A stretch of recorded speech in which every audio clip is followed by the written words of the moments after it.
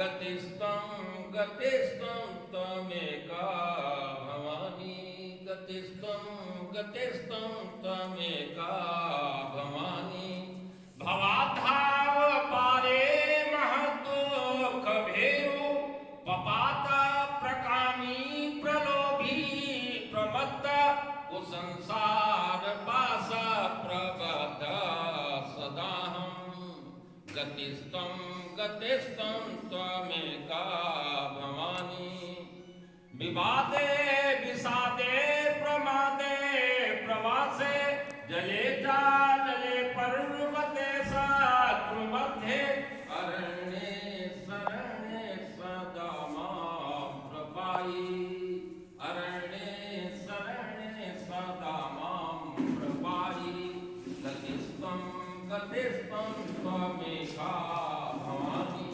अनाथो दरिद्रो जरारोगयुक्तो महाहीन दीन सदा जाड्यवक्त विभक्तो शिक्षक श्री उमेश कुमार जी शुक्ल आपको प्रधान जी हैं हमारे कार्यक्रम के संपादक आदरणीय श्री अर्जुन सिंह जी अवकाश प्राप्त प्रधानाचार्य राष्ट्रीय इंटर कॉलेज का माल्यार्पण करा स्वागत करें। स्वागत की इसी कड़ी में ही मैं प्रसून जी से जो बजरंग दल के जिले के बलोपासना प्रमुख हैं मैं उनसे आग्रह करूंगा कि आप हमारे कार्यक्रम के संयोजक डॉक्टर परमेश्वर दयाल श्रीवास्तव जी का माल्यार्पण कर स्वागत करें। श्री प्रसून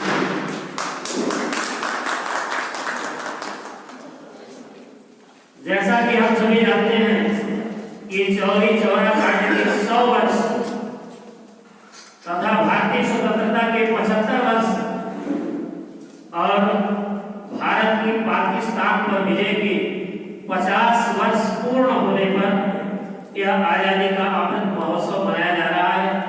पूरे देश में यह कार्यक्रम किया जा रहा है। आजादी का महत्व किसी से छिपा नहीं है। पूज्य पाद गोस्वामी तुलसीदास ने भी लिखा है पराधीन सुख सपने बनाई। पराधीन व्यक्ति को स्वप्न में भी सुख की प्राप्ति नहीं होती। तो हर व्यक्ति स्वतंत्र रहना चाहता है, होना चाहिए उसे। यह स्वतंत्रता हमें कितने बलिदानों के पश्चात प्राप्त हुई, इसका हमारे जीवन में क्या महत्व है। क्या सोनभद्र के लोगों ने भी, विशेषकर आदिवासी बंधुओं ने भी स्वतंत्रता के इस आंदोलन में अपनी भूमिका दी थी या नहीं दी थी। वैसे अब तक हमें यही पढ़ाया गया है कि दे दी आजादी बिना खड्ग बिना ढाल। तो क्या वास्तव में बिना खड्ग और बिना ढाल की ये आजादी प्राप्त हुई है? तो वो बलिदानी कहा गया जिन्होंने इस देश के लिए अपना सर्वस्व न्यौछावर किया है। 1857 के स्वतंत्रता आंदोलन में सोनभद्र जनपद के जूरा महतो और बुद्धू भगत ने अंग्रेजों को नाकों चले चबवा दिए थे। राजा उस आंदोलन में धांगरों का भी बहुत बड़ा योगदान था। 1941-42 का जो आंदोलन हुआ था, जो सोनभद्र के स्वतंत्रता संग्राम सेनानियों की सूची है उसमें इन बंधुओं के नाम भी आप सम्मिलित पाएंगे जिन्होंने स्वतंत्रता आंदोलन में अपना योगदान दिया था। और भी कौन कौन से आदिवासी बंधुओं का योगदान था और कौन कौन से प्रमुख स्वतंत्रता संग्राम सेनानी हुए हैं, मैं अपने कार्यक्रम के संयोजक डॉक्टर परमेश्वर दयाल श्रीवास्तव से ही प्रारंभ करूंगा। आप कार्यक्रम के संयोजक हैं। एक संक्षिप्त भूमिका के साथ यह हम लोगों के समक्ष हम लोगों का मार्गदर्शन करेंगे। हमारे जिले के सोनभद्र के आदिवासियों का क्या योगदान था इस स्वतंत्रता के आंदोलन में और प्रमुख रूप से कौन कौन स्वतंत्रता संग्राम सेनानी हुए हैं। एक निवेदन मैं और कर लूंगा क्षमा चाहते हुए, इस कार्यक्रम के में बोलने का समय निर्धारित है न्यूनतम 10 मिनट और अधिकतम 15 मिनट। इसलिए मैं सभी वक्ताओं से क्षमा चाहते हुए यही निवेदन करूंगा कि समय का ध्यान रखते हुए निश्चित रूप से अपना विचार रखें। और सर्वप्रथम इस कड़ी में आदरणीय डॉक्टर परमेश्वर दयाल श्रीवास्तव।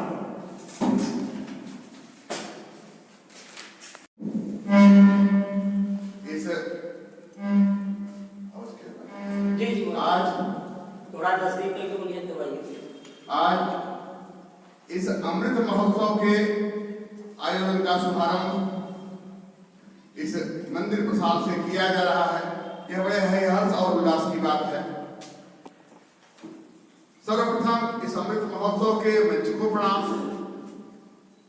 इसके बाद सामने बैठे सभी सम्मानित स्वजनों, परिजनों, अतिजनों को सादर प्रणाम करते हुए इसका कुशल संचालन कर रहे माननीय प्रधानाचार्य महोदय का आभार ज्ञापित करता हूं। और इसके बाद एक संकोच भी है कि सर्वप्रथम हमें ही बोलने का अवसर दे दिया। कुछ सुनने की श्रृंखला रहती है तो बोलने का अवसर मिलता रहता है और श्रोताओं को बाहर। और समय 10 से 15 मिनट ही है और वृत्तांत बहुत ही लंबा है। आजादी के 500 साल की बात अगर हम करें, 5 शताब्दी की बात करें, तो कितने कम समय में क्या हो पाएगा। और बहुत कुछ बातें जैसा कि आपने कहा तो हम भी विज्ञ हैं। जूरा महतो और बुद्धू भगत से अच्छी तरह परिचित हैं। उनके नामों से परिचय का मतलब वो तो बहुत पहले रहे, उनके नामों से हम परिचित हैं, हमने पढ़े आए हैं, उनके बारे में जानकारी है।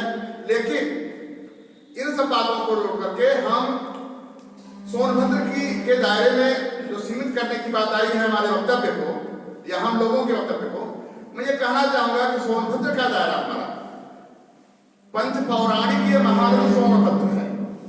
और पंच पौराणिक महारथ सोनभद्र 5 प्रांतों को स्पर्श करता है और 5 प्रांतों का इसमें आजादी के महोत्सव में या कहले महास्वाधीनता संग्राम जिसे हम कह लें 1857 के बाद की बात करें, उसके पहले की भी बात करें, आदिवासियों की 100 साल पहले की बात करें आदिवासियों की, तब भी अगर हम कहें तो मध्य प्रदेश, झारखंड, छत्तीसगढ़, बिहार और अपना यूपी का ये सोनभद्र अंतिम जिला, 5 प्रांतों का यहाँ सम्मिलन होता है। और हर जगह का प्रभाव इसमें है। बिहार का प्रभाव काफी बड़ा आजादी की लड़ाई में, बिहार का प्रभाव आजादी की लड़ाई में काफी बड़ा यहाँ पर। तो मध्य प्रदेश, भोपाल, जबलपुर का अत्यधिक प्रभाव पड़ा है। तो इतने 5 जगह के स्थानों का उल्लेख, वहाँ उसके वृत्तांतों का उल्लेख 10 से 15 मिनट में शायद संभव हो पाए ना हो पाए, तो जितना होगा मैं उतना ही कहूंगा। और एक लोग ये भी कि 2018 में मुख्यमंत्री शिवराज चौहान जी के यहाँ जब अधिवेशन हुआ था 5 मिनट बोलने का समय था, लेकिन उपसंहार करते करते 7 मिनट लग गया, तब भी हमें हटाने की बात नहीं आई थी। बारह मैं अपने को सीमित करना चाह रहा हूँ और संक्षिप्त में ही आने का पूरा प्रयास करता हूँ। शुरुआत करता हूँ मैं यहाँ से वीर कुंवर सिंह। वीर कुंवर सिंह दानापुर से यहाँ पर आए। पलामू के पास आदिवासियों का एक कार्यक्रम वाला रहा है। ये आदिवासी बहुल इलाका है अपना सोनभद्र। तो अगर वहां से हम बात कर रहे हैं, दानापुर से आए और पलामू के पास इनका अंग्रेज सेनापति मुनरो के नेतृत्व में इनका युद्ध हुआ। उसमें किस किस तरह से ये निकल भागे, बाद में किसी तरह से सिंगरौली निकले हैं। सिंगरौली से आकर के इन्होंने रेणु नदी पार की, सिंगरौली के राजा की मदद से पार करते हुए यहाँ पर आए। यहाँ रावणगंज दोबारा के बाद एक बार और घटना में वो सीधे कर्मनासा पार करके रामगढ़ आए थे, रामगढ़ से पन्नूगंज आए थे। और राजा लक्ष्मण सिंह विजयगढ़ के बड़ा योगदान रहा उनका भी। तो उस तरह की तमाम बातें हैं। जूरा महतो भी उसमें शामिल थे, बुद्धू भगत भी थे, अन्य बातें हैं इसमें। लेकिन वहां से आने के बाद मैं संक्षिप्त में यह कहना चाहूंगा सोनभद्र की बात में इस टॉपिक पर कि जैसे पुराने गीत हम लोगों ने सुने हैं, अभी साहित्य की परंपरा शुरू होगी, तो साहित्य का बड़ा योगदान रहा है, पत्रकारिता का बड़ा योगदान रहा है आजादी की लड़ाई में। तो वीर कुंवर सिंह के साथ जो आजादी की लड़ाई की बात आती है, उसमें भी काव्यात्मक दृष्टिकोण से बहुत कुछ बातें कही गई हैं।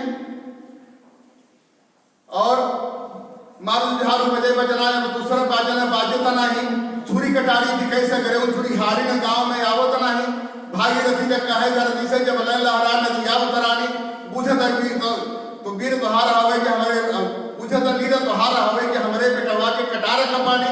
तो इस तरह से साथी बात तो समझते हैं। जब जुझारू देवर काफी कुछ आया था वीर कुंवर सिंह का। वहां से आते करते हुए वहां की एक रियाया यहाँ पे रहा करती थी, वीर कुंवर सिंह के साम्राज्य की, जगदीशपुर की एक रियाया यहाँ पर रहती थी। आरा को उन्होंने कब्जा कर लिया था वीर कुंवर सिंह ने, आरा और जगदीशपुर। तो यहाँ पे रियाया रहा करती थी हेतम चौधरी बैठाड़ में। हेतम चौधरी की पुरानी गढ़ी थी, कच्ची गढ़ी थी। सोनभद्र का की बात करें हम तो बैरान की बात करें। वैसे वीर कुंवर सिंह तो कई बार यहाँ पर आए हैं और कई रास्ते से आए हैं। इसके बाद भी रावर्ट्सगंज, घोरावल, शाहगंज होते हुए प्रयागराज तक एक बार गए हैं, तो एक बार मिर्जापुर गए हैं। मिर्जापुर से होते हुए बलिया पार किया है उन्होंने। कैसे कैसे पार किया है, नौका से अपने सैनिकों को आगे भेज दिया, पीछे पीछे बात वो गए थे। तो इस तरह की कहानियां हैं। बताने का समय अधिक लग जाएगा, वृत्तांत तो स्मरण है हमको, लेकिन समय अधिक लग जाएगा। तो मैं ये कहना चाहूंगा कि प्रयागराज गए थे तो यहाँ मोती महतो के यहाँ ब्रह्म हो गया हमें आपके यहाँ हेतम चौधरी के यहाँ ये रुके थे कच्ची गढ़ी में। और एक हफ्ते रुकने के बाद भी महीनों का डेरा पहले भी रहा है वीर कुंवर सिंह का 3 बार में। लेकिन उनकी गढ़ी पर बाद कच्ची गढ़ी थी, सामने बावली बनवाई गई थी गढ़ी के चारों तरफ। वहां पर भी अंग्रेजों को जब बाद में ये बात मालूम हुई तो उन्होंने तोपें भेज दी थी और वो पूरा उनका भवन ध्वस्त हो गया था उनका हेतम चौधरी का। इस तरह के वीर कुंवर सिंह की बात आई। यहाँ से गए थे मिर्जापुर। इसी तरह चूंकि साहित्य जुड़ता है, झांसी की रानी भी जुड़ती हैं, तो इनको जोड़ते हुए मैं बोलना चाहूंगा कि यहाँ से निकले थे वीर कुंवर सिंह मिर्जापुर में बरिया घाट पर एक बहुत बड़े नागर थे और उन्हीं के वो आजादी के दीवानों को काफी शान दिया करते थे। लेकिन उनके अंदर एक प्रवृत्ति थी दूसरी कि वो त्रिमोहानी पे एक सुंदरी देवी यानी कजली के यहाँ आया जाया करते थे। और इसके बाद नागर के यहाँ वो बनारस के कचौड़ी गली के भी आने वाले एक पहलवान थे, उस सुंदरी के यहाँ उनको जब बुलाया गया था, उधर चेतगंज से नौका से आए थे, यहाँ पर नारघाट से ही उनको दे दिया गया था काले पानी का सजा। तो ऐसे में उनके यहाँ ये जाके रुकते थे वीर कुंवर सिंह भी। लेकिन ऐसे में जब स्थितियां बदली तो कजली की स्थिति, उसका नाम सुंदरी, लेकिन कजरारे नयन थे। और बाद में इतनी उनकी दीवानी हो गई, फिर हमने गीत गाया जब उनको काले पानी की सजा नारघाट से भेजा जाने लगा तो उसने गीत गाया उस समय जिसका नाम ही कजली पड़ गया। कजली की शुरुआत जो वहीं से हुई है मिर्जापुर की। एक पंक्ति भी नागर नैया जाला काले पनिया रे हरी, शुरुआत उनका जब नौका जाने लगी है तब वो बोलती है नागर नैया जाला काले पनिया रे हरी, रैया में रोवे तोरे संगी और रोवे साथी रामा, अरे रामा नार घाट पर रोवे तो तस्वीनिया रे हरी। और बात इतनी विरह वेदना में व्याकुल हो गए कि फटा चिट्ठा कपड़ा पहन करके एक रोटी कोई देता था, खाती थी। और उसी से कजली की शुरुआत हुई। बहादुर शाह जफर तक ने कजली लिखा भारत के मुगल बादशाह में। कजली लिखने की उनकी ही परंपरा रही। मिर्जापुर से लेकर के कजली मिर्जापुर का नाम आज भी कहा जाता है। लेकिन और मिर्जापुर कैला गुलजार हो कचौड़ी गली सुन कैला वालू, तो एक उनके प्रेमी जी की कचौड़ी गली से आया करते थे यहाँ पर सुंदरी के यहाँ। इन बातों का तो उसमें साहित्य भी बड़ा अभिरुचि वाला रहा है। साहित्य की भी रुचि रही है, पत्रकारिता की भी रुचि रही है। तो अगर हम इससे जोड़ें, और हालांकि बहुत कुछ था आपके पास पढ़ने को, लेकिन पढ़ के बोलने को, लेकिन समय अभाव है तो मैं नहीं कोई अंजलिगत शुभ सुमन जिमे सम सुगंध कर जोई। आपको लगता होगा कि आखिर अचानक के लिए हो क्या गया और ये संतों की वंदना पर उतर आए।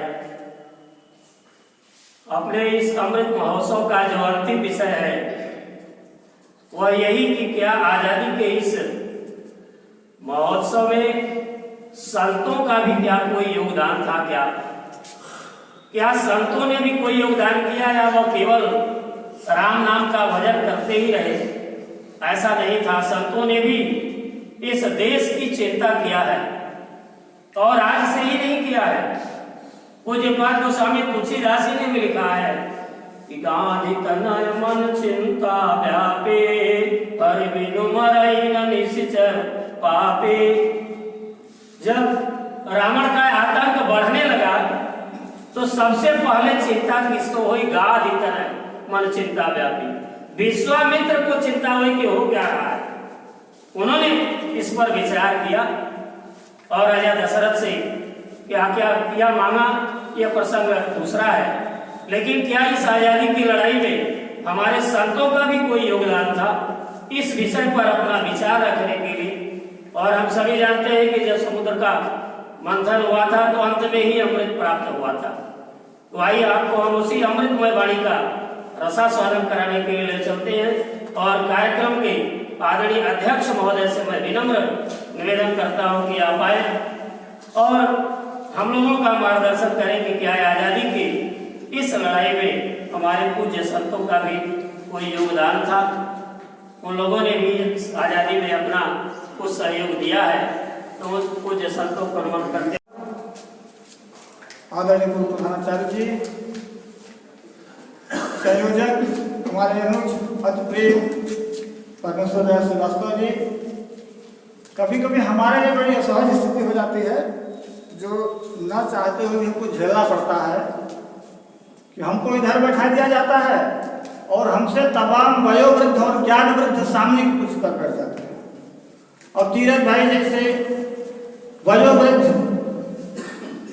सामने बैठे हों और हम इधर बैठे हैं, आदरणीय विधायक जी इधर बैठे हम उधर बैठे, आदरणीय संचालक जी सामने बैठे हम उधर बैठे, जरा हमको स्वयं व्यक्तिगत रूप से पटा देता है, लेकिन व्यवस्था है तो व्यवस्था को स्वीकार करना ही पड़ता है। तो सामने विराजमान इस क्षेत्र की विभूतियां जिन्होंने इस अमृत महोत्सव के कार्यक्रम में शुभारंभ के अवसर पर अपना समय दिया है, आप सबका पहले बहुत बहुत आभार।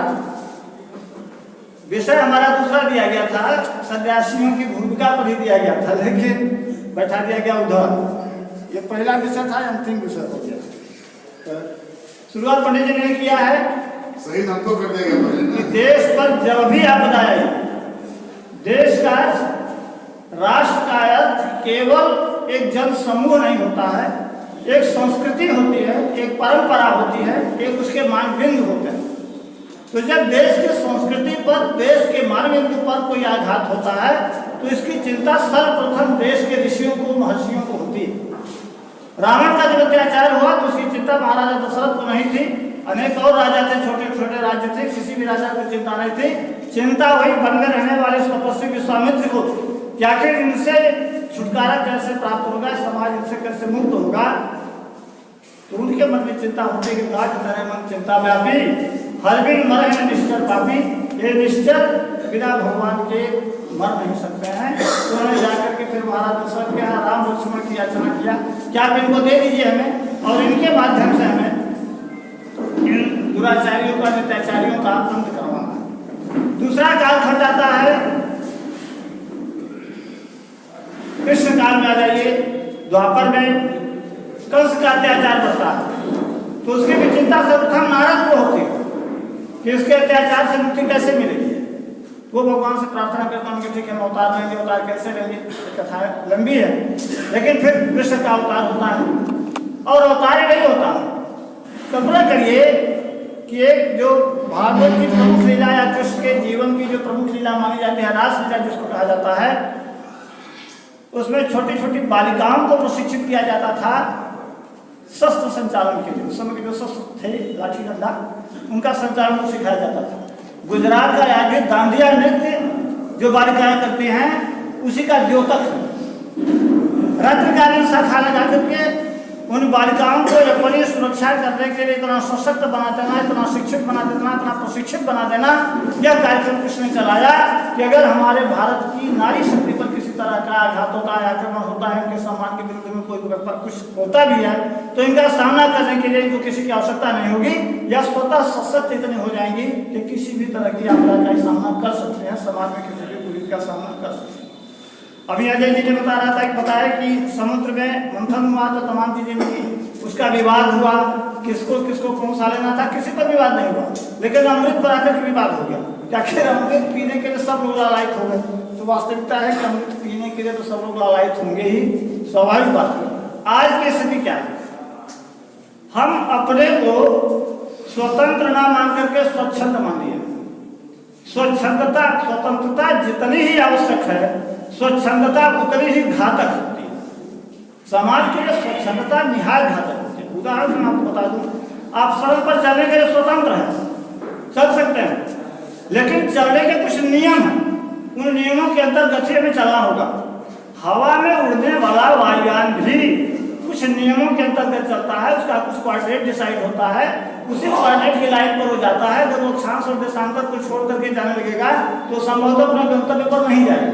लेकिन उसी आसमान में उड़ने वाली पक्षी स्वच्छंद होती है, उसे कोई रास्ता नहीं होता, कोई रूट नहीं होता, कोई अक्षांश और देशांतर नहीं होता, वो निर्बाध रूप से कहीं भी घूम सकती है। उसी का परिणाम है कभी उनके जहाज से टकरा करके मर जाती है, कभी कभी साथ दुर्घटना भी हो जाती है। सड़क पर चलते हुए हमारे साथ दुर्घटना हो जाती है, हम पास जा रहे हैं लेकिन आने वाला करके मार दिया, धक्का गिर जाते हैं। तो स्वतंत्रता और स्वच्छंदता के अंतर को समझना हमारे लिए परम आवश्यक होता है। हमने इस संग्राम को लड़ करके स्वतंत्रता प्राप्त की है। असल में बैठक अच्छी नहीं होती। मेरा निवेदन है कि बैठक अच्छी नहीं होती है। अगर वार्ता करना है तो कृपा पूर्वक बाहर चले जाए या तो शांति से बैठे रहे। अगर अच्छा नहीं लग रहा सुना बाहर करने तो बहुत दिक्कत है, 5 लोग भी हम लोग वार्ता कर सकते हैं।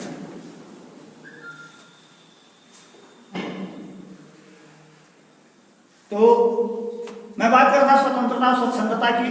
जैसा कहा गया कि नारे लग रहे हैं, हमको चाहिए आज़ादी, किससे चाहिए आज़ादी, उनको पता ही नहीं कि आज़ादी किससे चाहिए, कहाँ से आज़ादी आएगी, किससे आप गुलाम हो, किससे आपको आज़ादी लेनी है। लेकिन हो रहा है कि आज़ादी चाहिए हमको।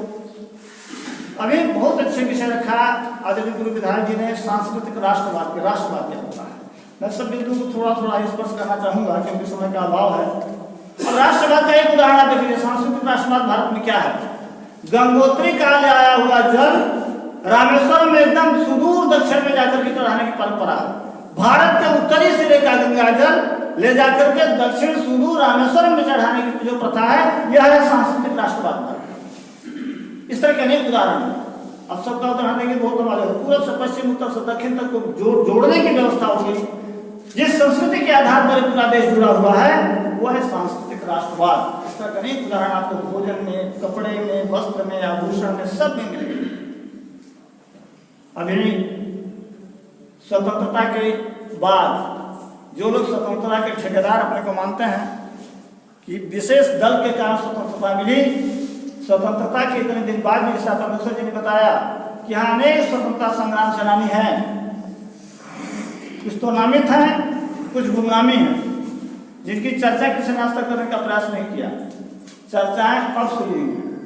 इस अमृत महोत्सव वर्ष में भारत सरकार, उत्तर प्रदेश सरकार ने योजनाबद्ध ढंग से उन गुमनामी ये जो राष्ट्रभक्त थे, स्वतंत्रता संग्राम सेनानी थे, उनको ढूंढ करके उनके नाम पर कई स्मृतियां बनाने का, कई स्मृति चिन्ह स्थापित करने का प्रयास किया है। उस पर काम हो रहा है। उसी क्रम में हमारे क्षेत्र के लोकप्रिय विधायक डॉक्टर अनिल कुमार मौर्य जी ने भी यहाँ पर करीब 8 जगहों पर प्रवेश द्वार बन रहे हैं उन महापुरुषों के नाम पर, उन स्वतंत्रता संग्राम सेनानियों के नाम पर, जिनका नाम यहाँ शिलापट पर या जिले के गजेटियर में दर्ज नहीं है। स्वतंत्रता संग्राम सेनानी थे लेकिन यहाँ के गजेटियर में नहीं थे, इसलिए उनकी कभी चर्चा भी नहीं होती थी। ऐसे लोगों को फिर से संकलित करके प्रयास किया जा रहा है कि उनको संकलित किया जाए और संकलित करके उनके नाम पर कुछ किया जाए। अब ऐसा करने का अर्थ क्या होता है, ऐसा करने का मतलब क्या होता है? ऐसा नहीं केवल ये सौंदर्य के लिए होता है। हम अपने घर में अगर कैलेंडर लगाते हैं, किसी का चित्र लगाते हैं तो उसका भी बड़ा महत्व होता है। अगर आप अपने घर में लगाए होंगे हेमा मालिनी का कैलेंडर तो बच्चा पूछेगा पिताजी ये किसका चित्र है, तो कहेंगे हेमा मालिनी का चित्र। हेमा मालिनी क्या क्या बताएंगे, नाचने गाने वाली कोई जो भी रहा होगा उसके बारे में जो बताएंगे। अगर आपने लिखा कि किस चित्र है, रानी लक्ष्मीबाई का चित्र, रानी लक्ष्मीबाई ने क्या किया तो आप रानी लक्ष्मीबाई के बारे में बताएंगे। तो उस बच्चे के दिमाग में किस तरह का इंप्रेशन पड़ेगा, किस तरह का प्रभाव पड़ता है, हमारे सामने आने वाली चीजों का उस पर कैसे प्रभाव पड़ेगा, किस तरह का प्रभाव पड़ेगा, इसके लिए आवश्यक है कि समाज में सकारात्मक ऊर्जा का प्रवाह हो। आवश्यक है कि सकारात्मक चीजों का प्रस्तुतिकरण सार्वजनिक किया जाए। और उसी क्रम में वर्तमान समय में उत्तर प्रदेश सरकार ने अनेक स्वतंत्रता संग्राम सेनानियों के लिए उनको उचित स्थान सम्मान देने का काम करना प्रारंभ कर दिया है, जो प्रगति कर रहा है। पूरे प्रदेश में कार्यक्रम, पूरे देश में कार्यक्रम चल रहा है।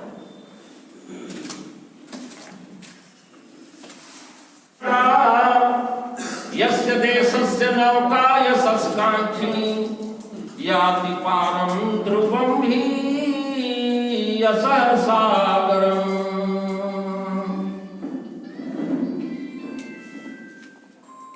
हे भय मोचन विषम विपाद्यो मोचे भारत मातरम। हे भय मोचन विषम विपाद्यो मोचे भारत मातरम। सिद्ध गोरोचन विपुल रोचन रोचे भारत मातरम। नंदय मातरम चंदय मातरम। नंदय मातरम चंदय मातरम। पश्च पश्चिमादित्यमिवार्तं हे भरताग्रज भारतम। पश्चिमीय सभ्यता समाप्तं कलितरजो ध्वज भारतम। नलिनी मर्यादा हंतुं यकजयिता गज भारतम। नक्तं दिव मनार्तं व्याप्तं विपदाभिर्भज भारतम। हे राजन राजीव विलोचन लोचय भारत मातरम।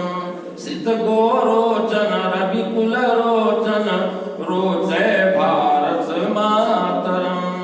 उत्तरार्क पश्चोत्तर शैले गंगा क्षीण कलेवरम।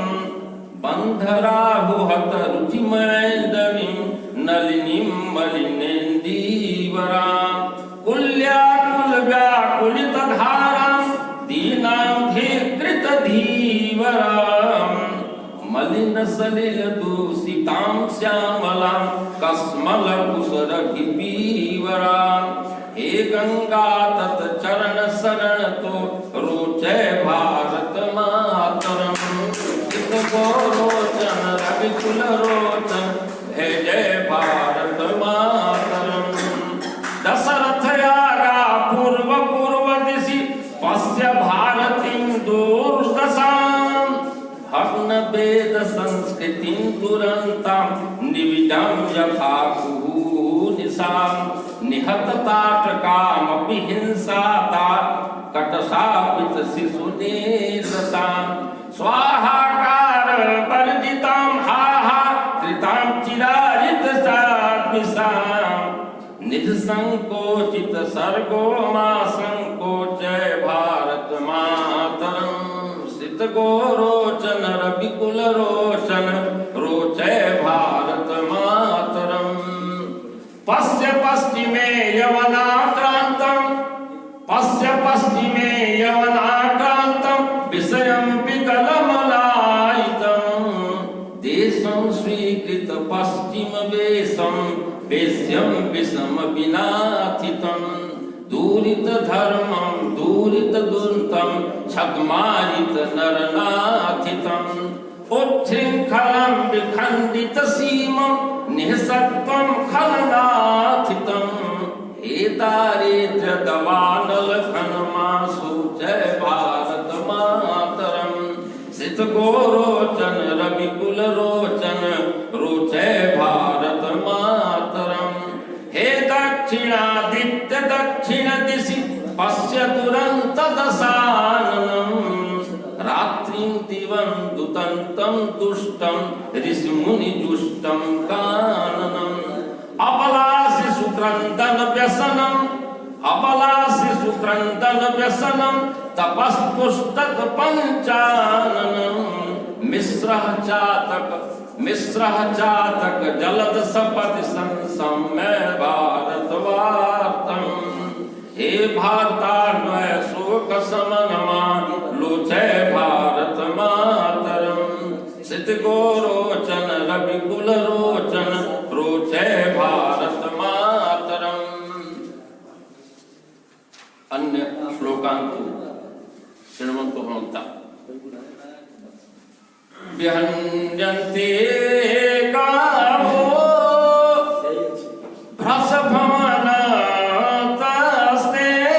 सुटिपथा प्रदाद्यन्ते सन्ता प्रणिहित विमानाश्च ललना। अधार्म्याधूतं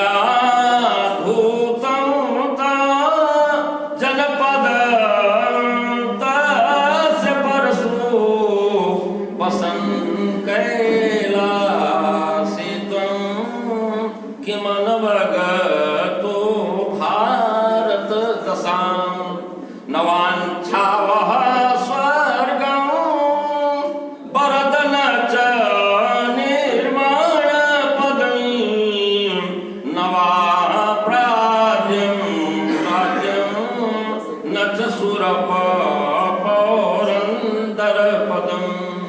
न सिद्धिं नो विद्यां न च धनदपीतं न च सुखं विमुक्तां काङ्क्षाओ हरपर करात् भारतमयी दिवा वा रात्रौ वा दिनपरिणतौ वाप्युषसि वा निशीथे वा मध्ये व्रजति हरितस्वेन भसि वा सैवा बोधे वा सततमरिणा सव्यसनिना प्रकाम्बर्धन्तां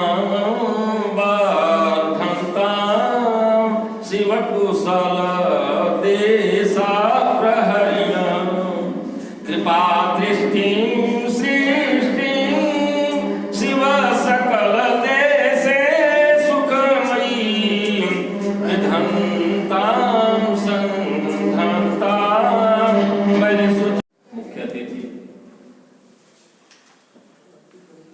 समारोह में उपस्थित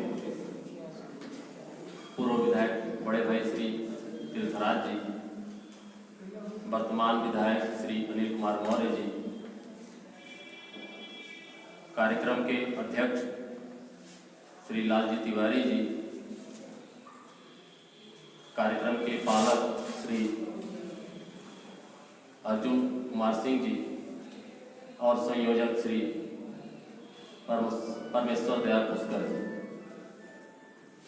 इस कार्यक्रम के संदर्भ में जो हम लोग 75 आज़ादी के साल पूरे होने के संदर्भ में मना रहे हैं, 25 साल जब होता है किसी विशेष उपलब्धि का तो रजत जयंती मनाते हैं, जिसे अंग्रेजी में सिल्वर जुबली कहते हैं।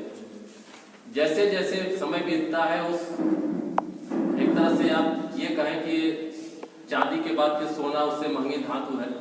फिर 50 साल पे गोल्डन जुबली या स्वर्ण जयंती मनाने का परंपरा है। जब 75 साल होता है तो उसे अंग्रेजी में प्लेटिनम जुबली कहते हैं। और अमृत महोत्सव, जब हम लोग छात्र थे BHU में तो 1991 में अमृत महोत्सव मनाया गया था।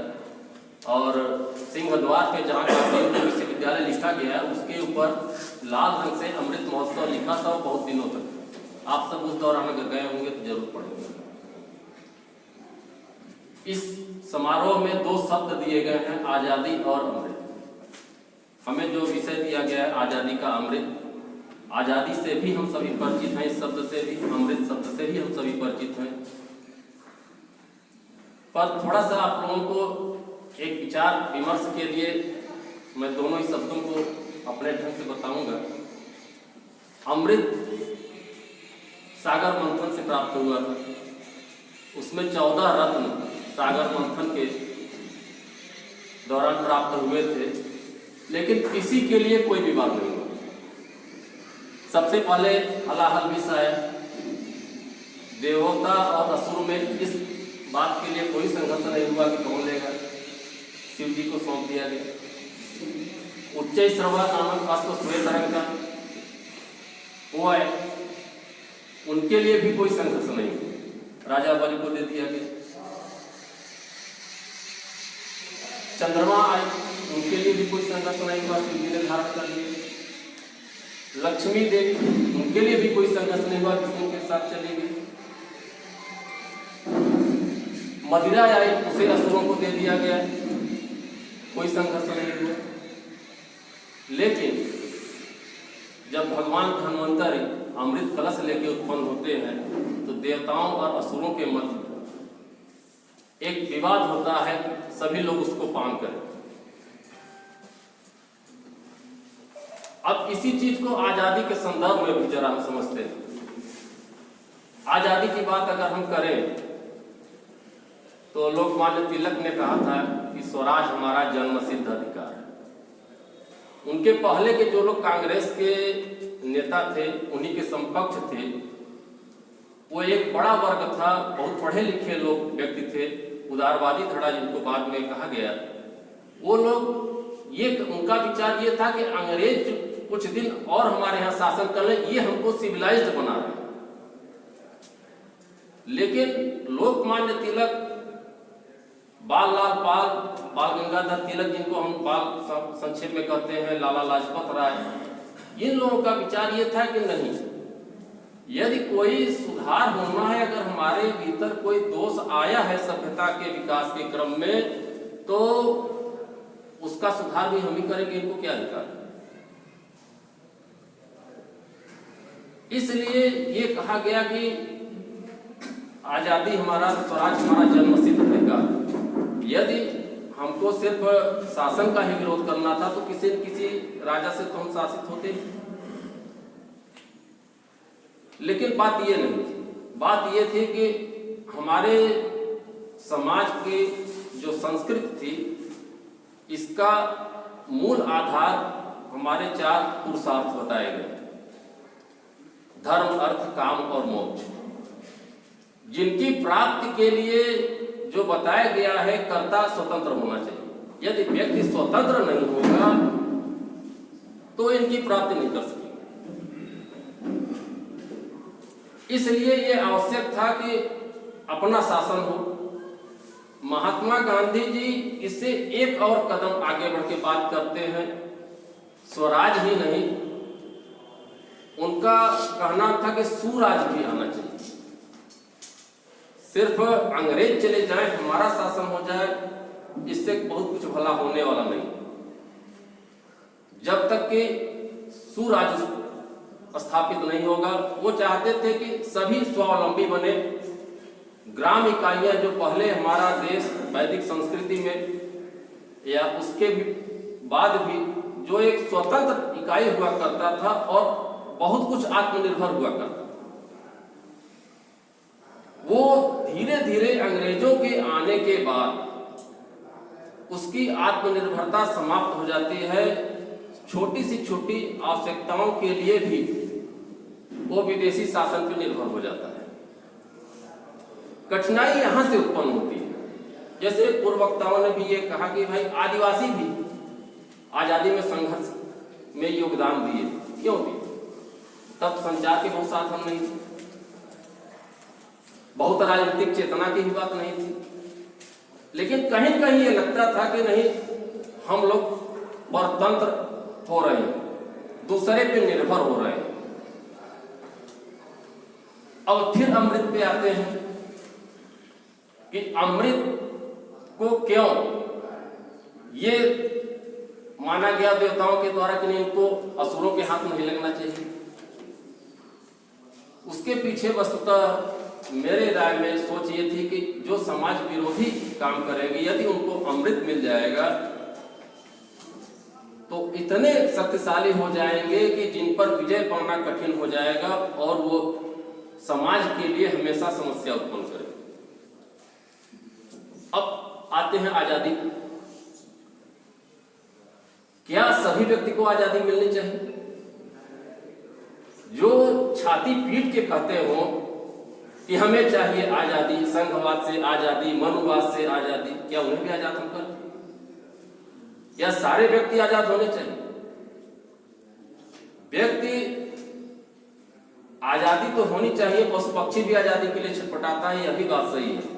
लेकिन आजादी उनके लिए नहीं है जो समाज विरोधी काम करे। जो समाज हित में काम करे, उन्हीं के लिए अमृत भी है और उन्हीं के लिए आजादी भी है। इन्हीं बातों के साथ मैं अपनी बातों को विराम करूंगा।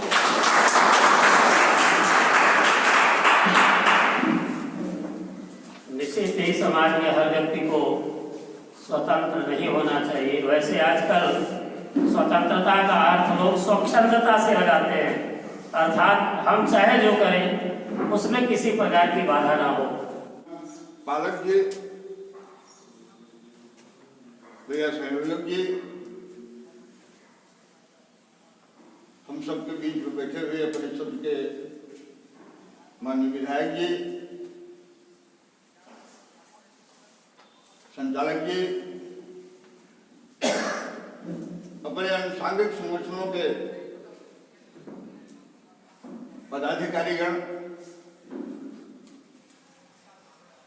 कविगण, शिक्षक बंधुओं, कार्यकर्ता बंधुओं,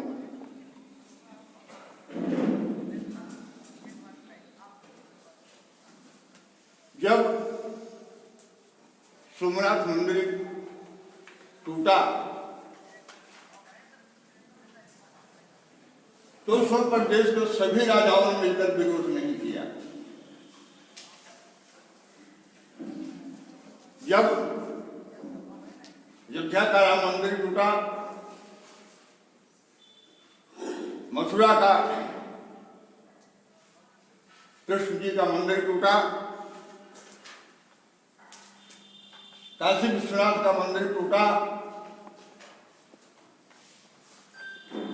तो तत्कालीन समय में देश के सभी राजाओं के द्वारा सम्मिलित विरोध नहीं हुआ। अंग्रेजों का जमाना आया, उनका भी विरोध देश के सभी राजाओं ने मिलकर के नहीं किया।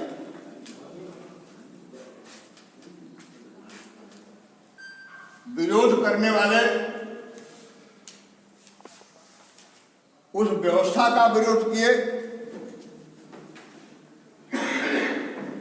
या अपने सांस्कृतिक धरोहरों को जो नष्ट किया जा रहा था,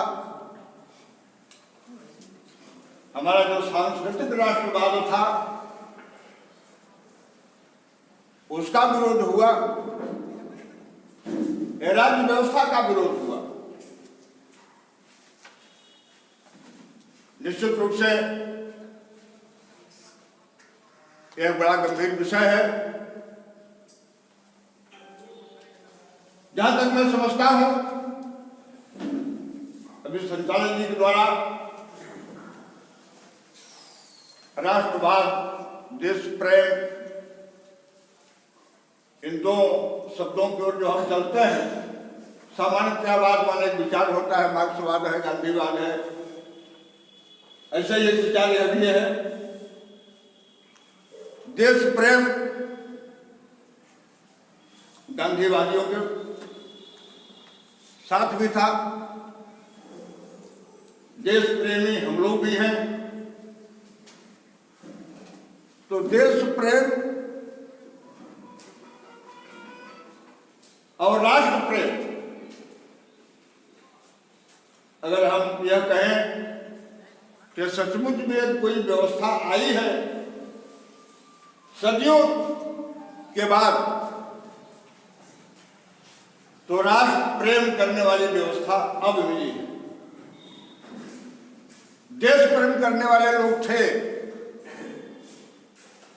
देश प्रेमी थे, व्यवस्था के विरोधी भी थे, लेकिन राष्ट्र प्रेम करने वाले, अपनी मान्यताओं से, अपनी संस्कृति से प्रेम करने वाले, लगता है कि वर्तमान में जो जिनके हाथ में सत्ता है, यह देश प्रेमी भी है और यह राष्ट्र प्रेमी भी है। आज झांसी में भी अपने माननीय प्रधानमंत्री जी आत्मनिर्भर भारत,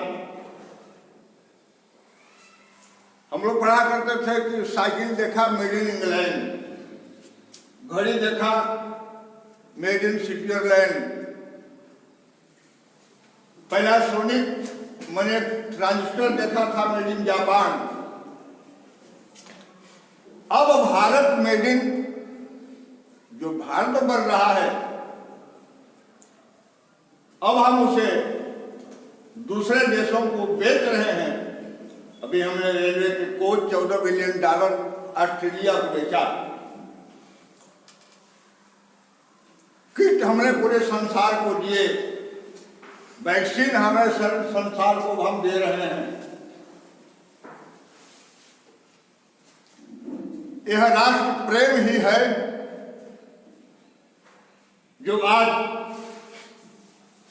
काशी विश्वनाथ कॉरिडोर का भी निर्माण हो रहा है।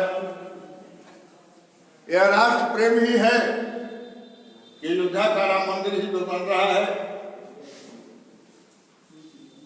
यह देश प्रेम ही है कि देश की सीमाओं तक हमारे सैनिक साजो सामान समय पर पहुंचे, इंफ्रास्ट्रक्चर हमारा मजबूत हो, हमारा ढांचा सुदृढ़ हो, जिससे कि हम देश की भी रक्षा कर सकें और अपने राष्ट्र की भी रक्षा कर सकें। आज जिस संस्कृति से मुकाबला हो रहा है देश का ये संपूर्ण विश्व का,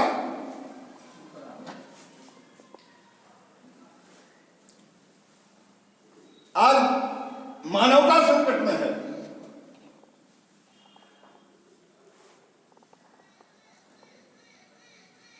धर्म क्या है?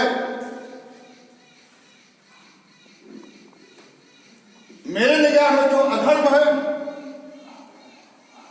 एक ऐसी सभ्यता भी है जिसके अनुसार वह धर्म है। संसार जिससे चिंतित है, जिससे दुखी है, वह आज कुछ के लिए धर्म है। बेड़ी काटी कितने ही बलिदान हुए, भारत माँ की बेड़ी काटी कितने फांसी झूल गए, तब मिली हमें यह आजादी। आजाद भगत सिंह खुदीराम के पद चिन्हों पर चलते जाएं। आजादी का अमृत महोत्सव आओ सब मिलकर मनाएं। आजादी का अमृत महोत्सव आओ सब मिलकर मनाएं। लहर लहर लहराए तिरंगा, यह संकल्प हमारा हो। लहर लहर लहराए तिरंगा, यह संकल्प हमारा हो। गांधी के इस देश में आपस में भाईचारा हो। जाति धर्म से परे सभी हम दिवाली और ईद मनाएं। आजादी का अमृत महोत्सव आओ सब मिलकर मनाएं। हर बालिका लक्ष्मीबाई हो, हर बालक शिवाजी वीर बने। हर बालिका लक्ष्मीबाई हो, हर बालक शिवाजी वीर बने।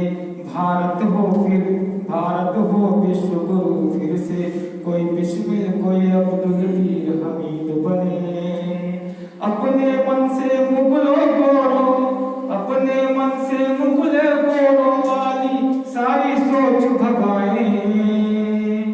आजादी का अमृत महोत्सव आओ सब मिलकर मनाएं। 21वीं सदी के भारत में जन जन की भागीदारी हो। आत्मनिर्भर हो देश हमारा, ईर्ष्या की न कोई निशानी हो। वंदे मातरम, जनगण मन